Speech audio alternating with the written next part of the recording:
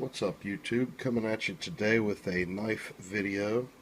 We're going to talk about my Pohl Force Hornets.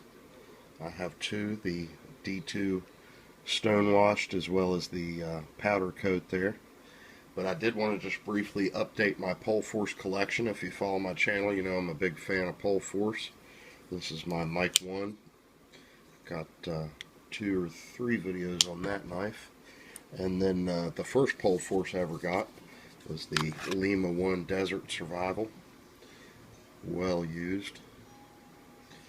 And then recently I traded with a buddy on Instagram for the Bravo 2 Tonto. So I'll be having a video on this knife as well pretty soon. First lockback I've had of theirs, and really cool. But this video, guys, is going to be about the two knives before you here. This is actually the knife that started it all for Pohl Force. When Dietmar Pohl decided he was going to start a knife company, he went with someone else's design for the first knife, even though he had had successful designs himself. And he literally wrote books on tactical knives, as you'll see here. So he had just a ton of selection out there of makers that he could have worked with, and he chose American knife maker Spencer Reiter, and designed by SAR, you see on the blade there. Spencer is former Special Forces and designed the knife clearly with an offensive knife in mind. The knife, like I said, was Pohl Force's first venture into knives, and when Mr. Pohl started a company, he went with this design, and they have done a few runs of it since. And here we are, 2014, and this is actually the last run of the Hornets. This one is $466 of $9.99, and the beautiful stonewash here is $372 of $9.99.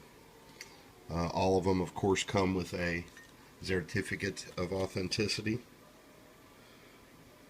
signed by Dietmar Pohl, and all of them are D2. You can get the powder coat black, G10 black scales. They all come with a bungee lanyard. Added a bead on this one. And, you know, pretty crazy design. They've always intrigued me. I always wanted to get one in hand. And I always worried that this finger would kind of maybe feel out of place.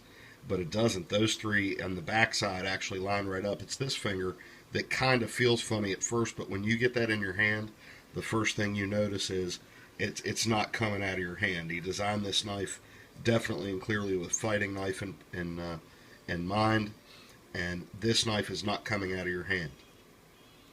You've got the Hornet Stinger, signature stinger on the back, just enough of that sticking out to be effective with strikes. They all come with this sort of bungee paracord lanyard, which could be used for retention.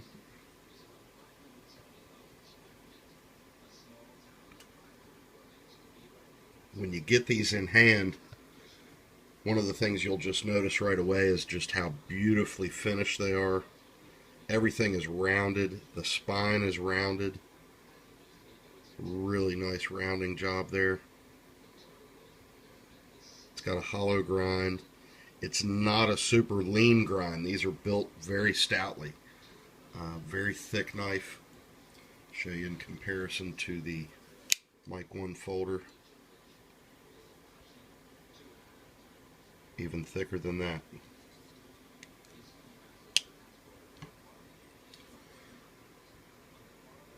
It is a relatively small knife, while it is a thick and stout and strong design.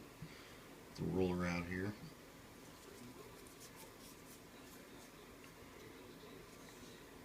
You've got about a 3-inch blade and just over 7 1/4 on the overall length, including the stinger there. Which, with the work that he's done here for the finger placement, it's a strong full tang design, but with a lot of weight reduction back here. So really, for the thickness of the knife and the 3-inch cutting blade, it's lighter than it could be. but just a confidence-inspiring grip. The stonewash is executed just beautifully here. Really nice stonewash. You've got the designed by SAR, SAR, Pohl Force on this side, serialized and D2 steel on the other side, and the Hornet etching. It's kind of hard to see on the stonewash. Take a look at that Hornet etching, nice here on the powder coat. Really cool. Both of these holes are beveled, so there's no sharp edges there either. I've wondered in the past if those were big enough for fingers. They're not big enough for my fingers, so I don't think they're designed that way, just so much as another weight saving area, along with the strength of the circle shape.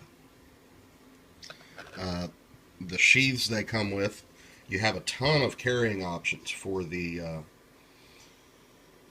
Hornet knives. They come standard with the Kydex sheath, tech lock, locking tech lock, drainage hole, really nicely done, great retention, and the tech lock will actually mount horizontally as well, but with the way those finger guards there, really good retention.